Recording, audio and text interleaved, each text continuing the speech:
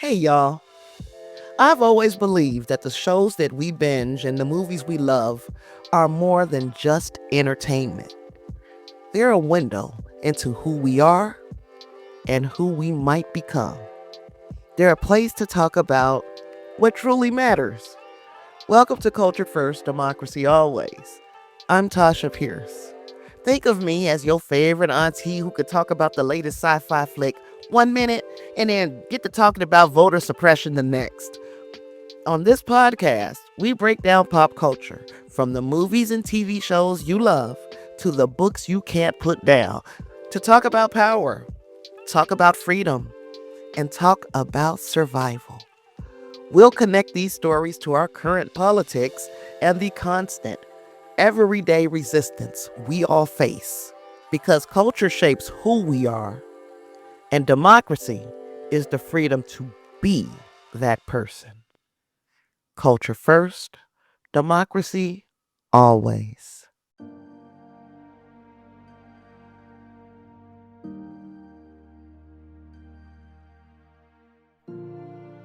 Welcome back, family, to Culture First, Democracy Always.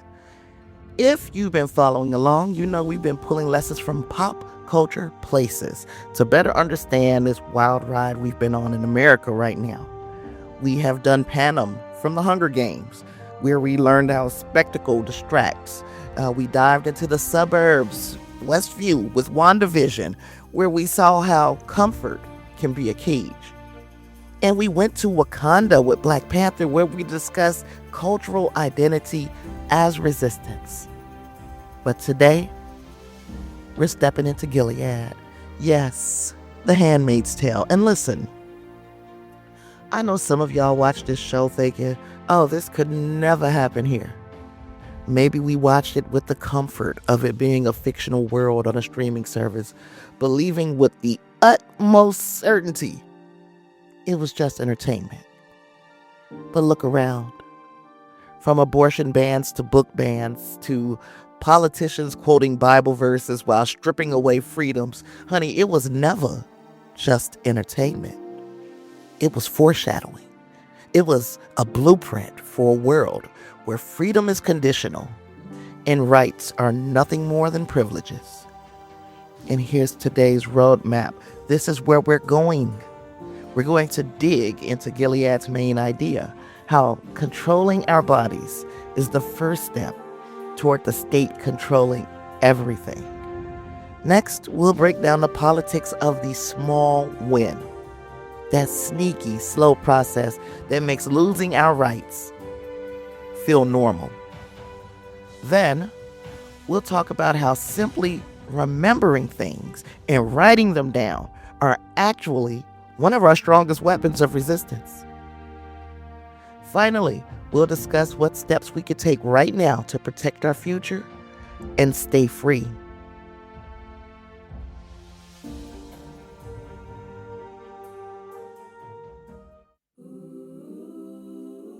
Part 1.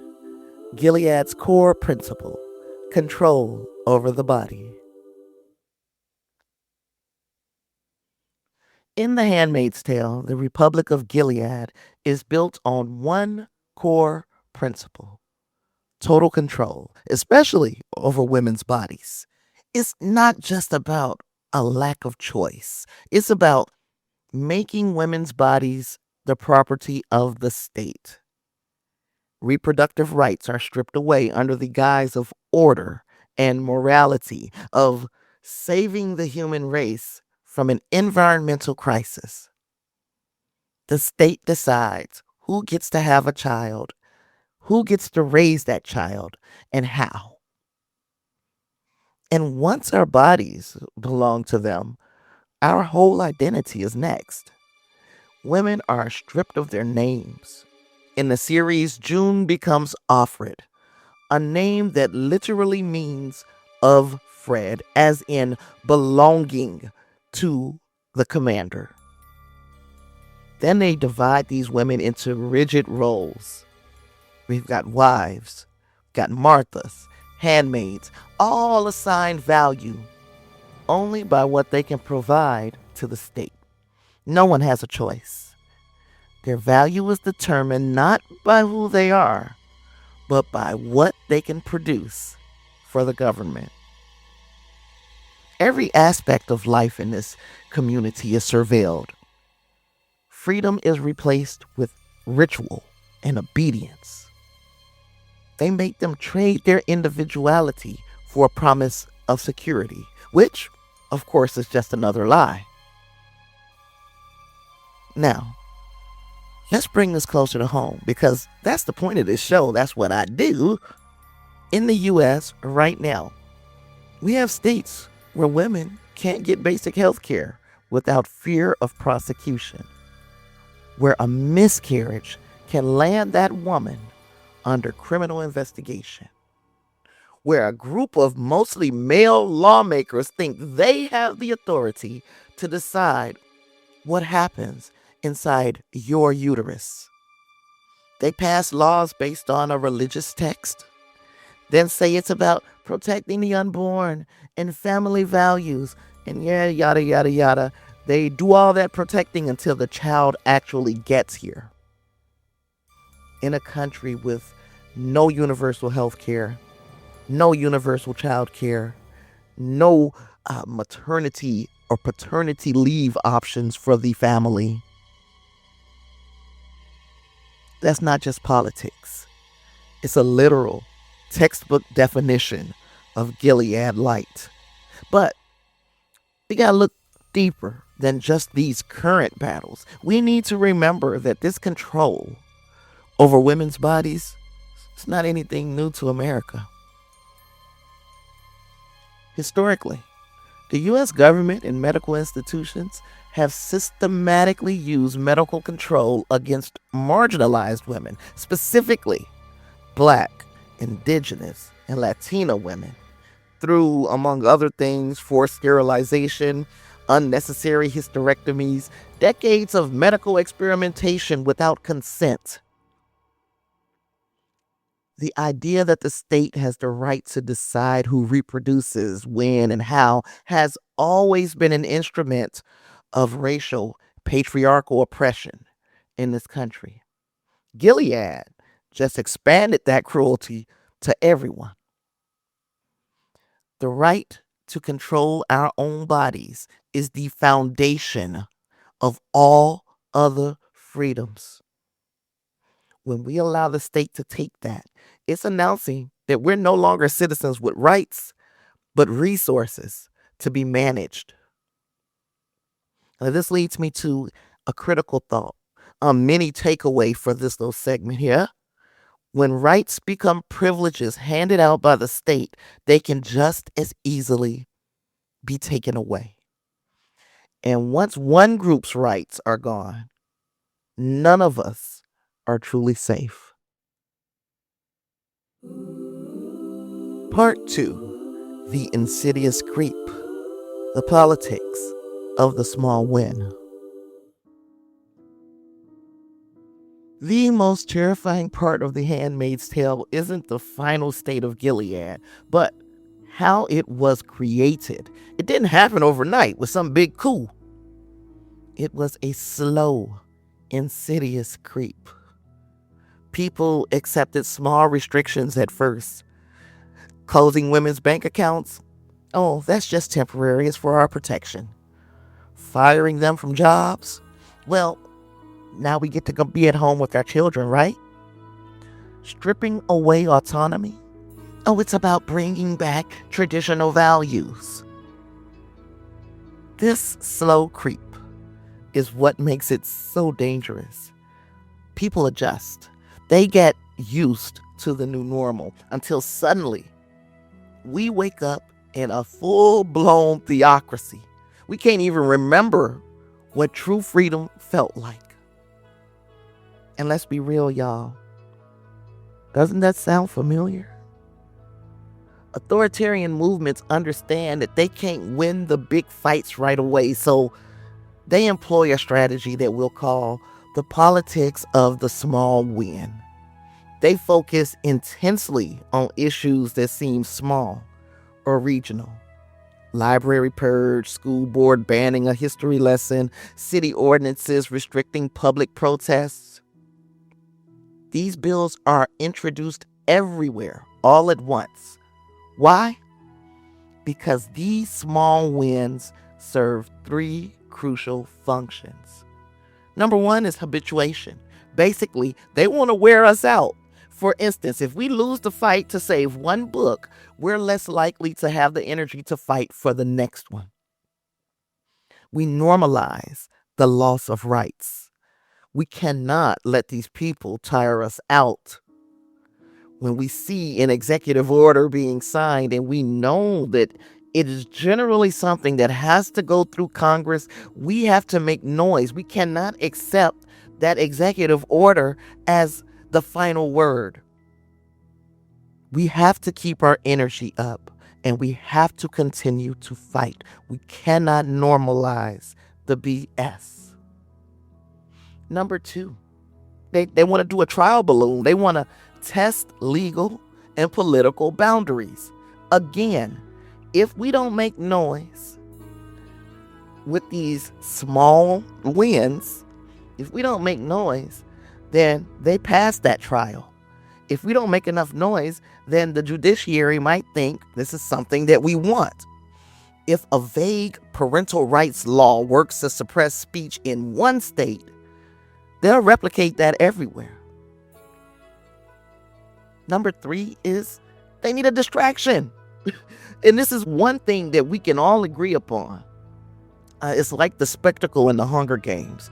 They use these cultural issues to consume all the energy of the opposition.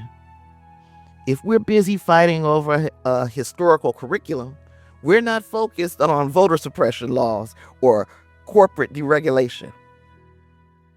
And the wildest part,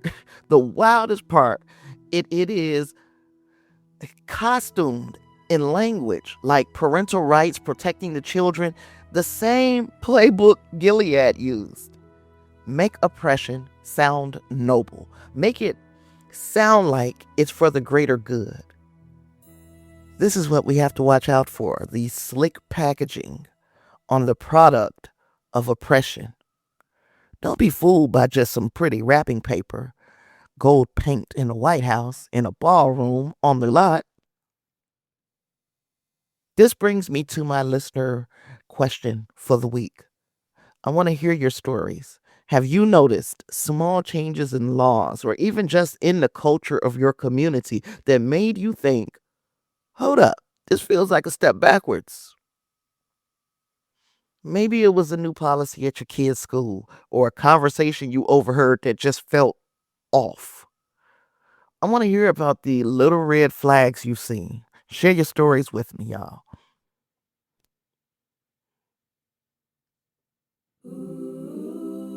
Part 3: Resistance, Memory, and Survival.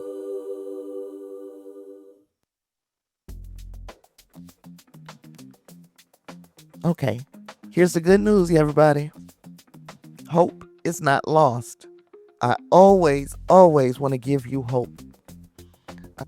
The Handmaid's Tale also teaches us that even in the most controlled environment, the human spirit cannot be fully extinguished. In Gilead, the ultimate act of defiance wasn't just physical escape. It was memory as resistance. The state wants to erase our names, our past jobs, our history, our individual and group identity. The state wants to erase us. June, clinging to her real name and her memory of life before Gilead and giving her this overwhelming instinct to want to save her daughter, was an act of intellectual and spiritual rebellion. The second we forget who we are, the second we forget who we fight for, Gilead wins. We can learn from that. Resistance doesn't always mean storming the gates. Sometimes it's as simple as documentation. The secret network, known as Mayday, relies on smuggled letters, on records, on getting the truth out. We, like them, must document the current small acts of oppression, the laws, the quotes, the court cases, because if we don't record it, future Gilead apologists will say it never happened. And this is also supposed to be paired with presence. We have to be showing up at our local school board meetings to speak up for a book, or at a city council meeting to demand transparency. It's about not being afraid to be the odd one out, to stand on the side of common sense and humanity. And finally, there is simple honesty. Sometimes it's just saying no to the lies, when it would be far easier to just nod along and keep the peace. Speaking the truth, even quietly, breaks the silence. Because here's the truth. Authoritarianism survives on silence and apathy. It needs people to be too tired or too scared to speak up. Break the silence, and we break its power. This brings me to, I guess, a final little mini takeaway for us today. Resistance is not optional. It's survival. It's how we protect our freedoms, our families, and our future. It's a duty we owe not just to ourselves, but to the next generation. Part 4, reflection, action, and then we out of here. The Handmaid's Tale is not just a story about a fictional dystopia.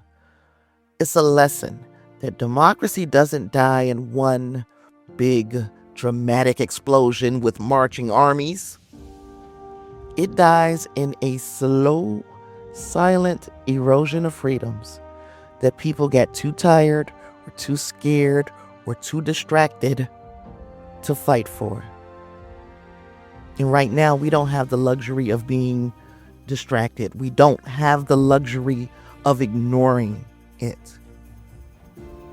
Whether it's control over women's bodies, voter suppression, censorship, the military occupation of our cities, it's all connected by the same thread. The belief that some people should have more power and more freedom than others. So as always, culture first, democracy always. It's what I do. It's who we are. Next week, we're going to be entering a planned pause to prepare for our next big series.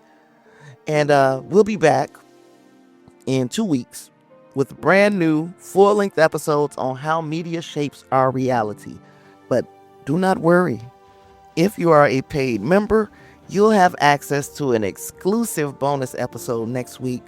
While I'm off and while everybody else is getting a break from my mouth, you guys will be diving deep into Stranger Things and grassroots resistance. Now, if you want to join the members, if you want to support the mission, you know where to find the link. But for now, we're going to stay woke. We're going to stay loud. We're going to stay free.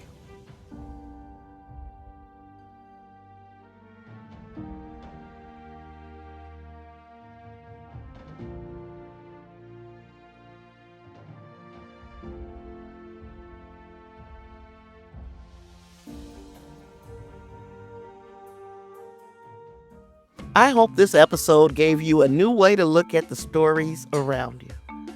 It's so easy to feel alone in this work, but remember, there's a whole community of grown folks out here connecting the dots. If you're not already subscribed, my newsletter drops every Thursday and provides a deeper look at these themes. It's like an email from a friend who's just a little obsessed with connecting culture and politics. You can find the link in the show notes. And also, let's connect on social media too. I'm on Blue Sky, Threads, and Instagram, and I just love continuing these conversations with you all throughout the week. Thank you so much for listening. Be sure to tune in next Wednesday for the next episode. And I'm Tasha Pierce. Culture first, democracy always.